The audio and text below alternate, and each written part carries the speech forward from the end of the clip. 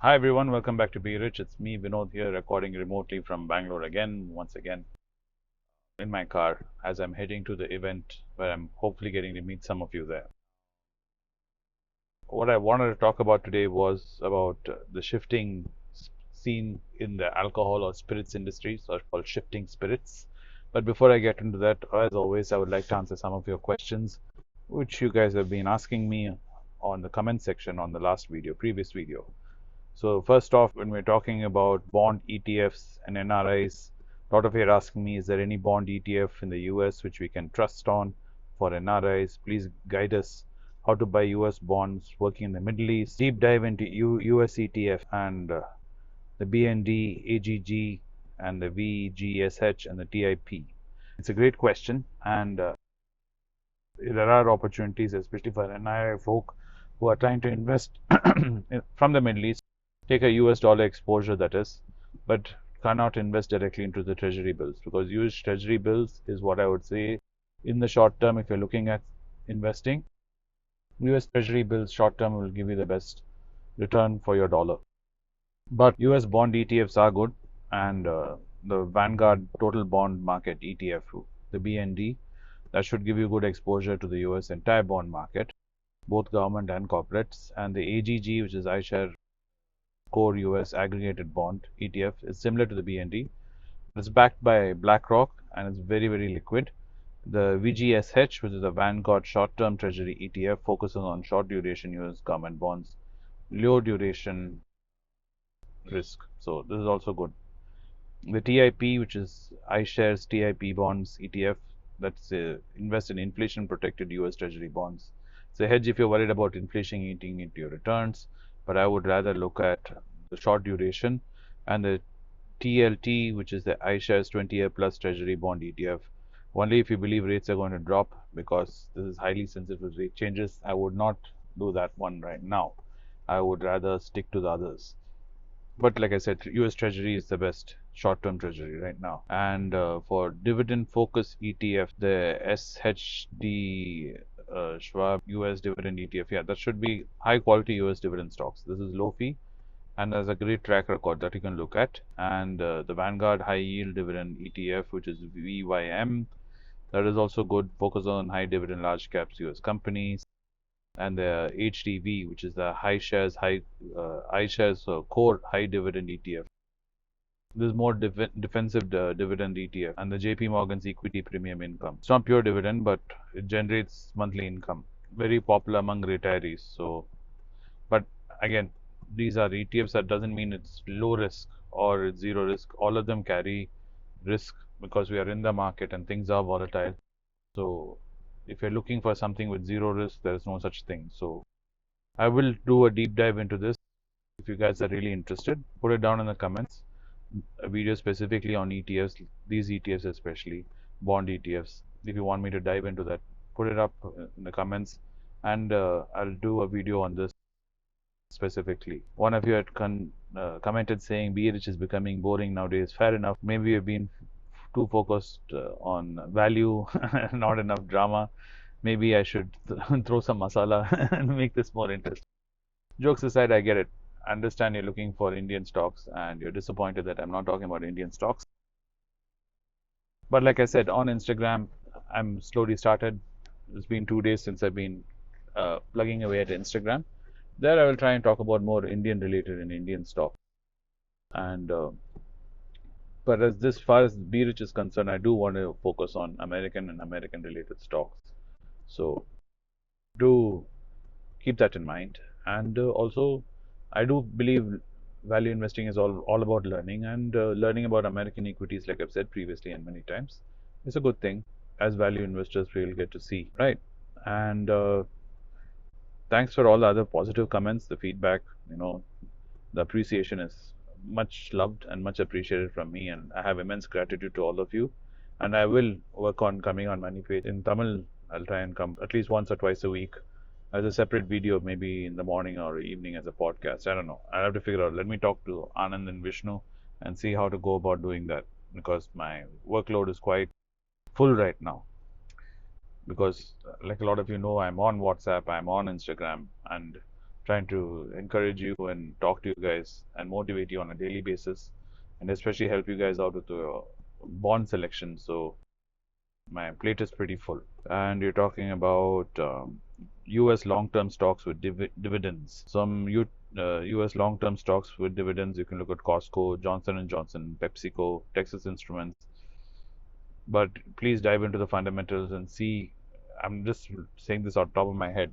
You will have to deep dive and see if they are at value right now, if it's the right price, and study it a little more.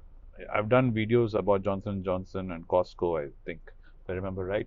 PepsiCo, I did not get down to doing it, but if you want, you can deep dive into it. I did Coca-Cola, Texas Instruments also. I've not done, but if you want, I can do that. In terms of specific companies you've asked about, like Kruger, Benz, and BMW, and Decker Sports and United Health.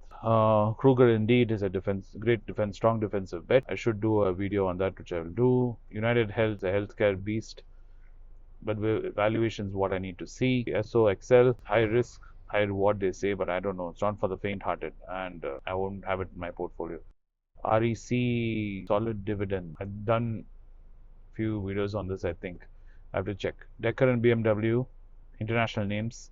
We'll definitely do a video on that. Spandana I've spoken about many times on this and in MoneyPechu, but on Instagram I'll try and talk about Spandana. I did promise yesterday actually, but our RBI rate increase drew the attention away from me.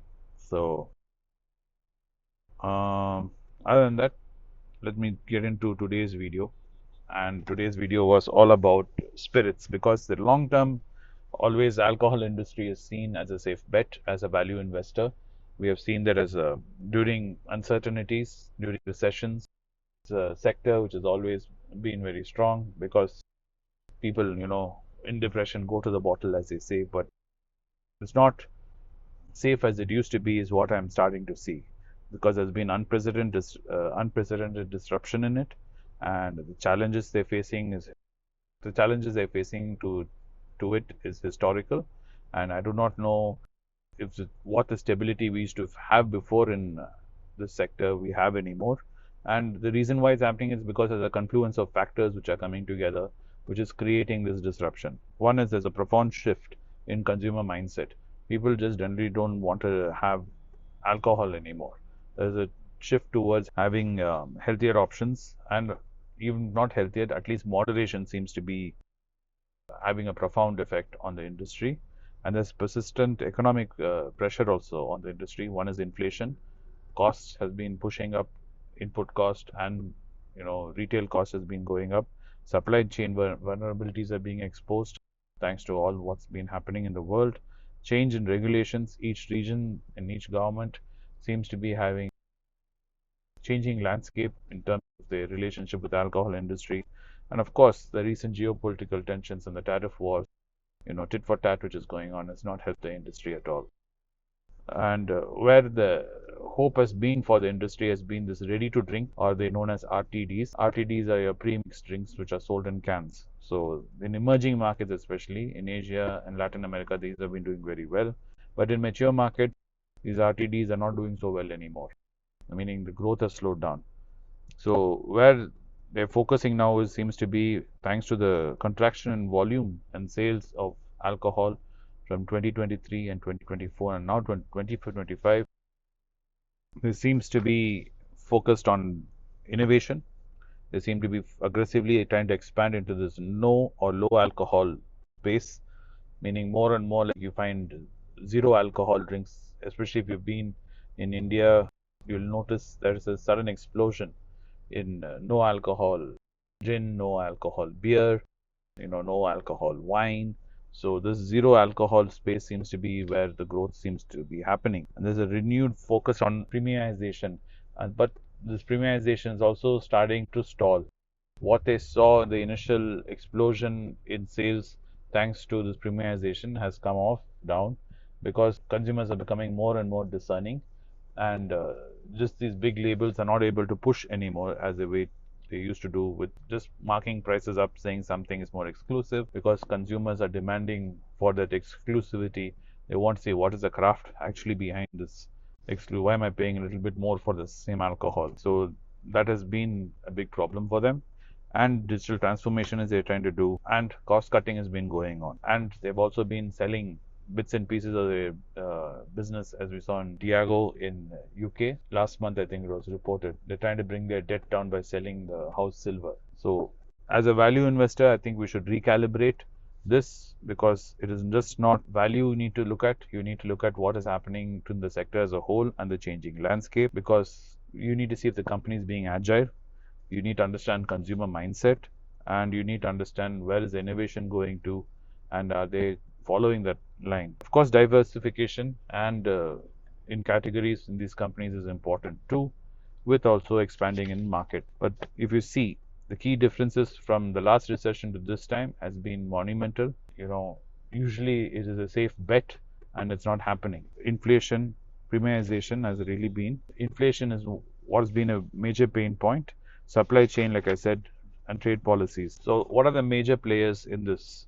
The reason why I'm talking about is, if you look at purely number wise, all of them seem very attractive now at the current price where they are all sitting at.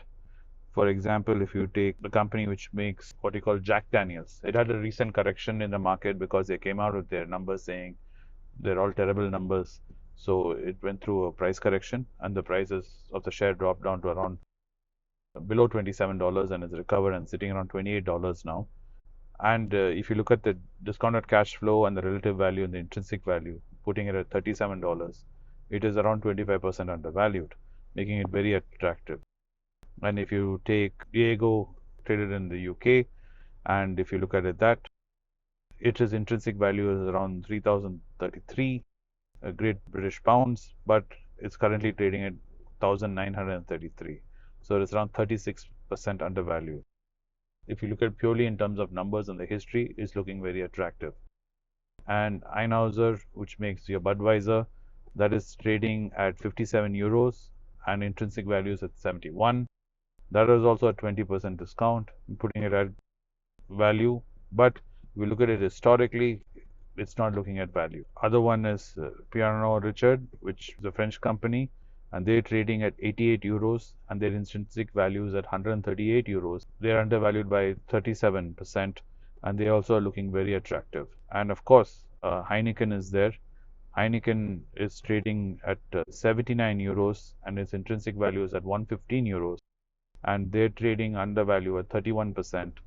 And that is also looking attractive historically if you're looking at numbers. So this is what I was trying to say. If you look at purely in terms of numbers, all of this looks very attractive, and they'll probably remain attractive through this entire year. But I want you to look at the bigger picture and see the long-term play in these companies. In the past, anyone and everyone would have said this is a no-brainer. If you're getting these companies at this discount, this industry, it's a resilient industry you should be investing into.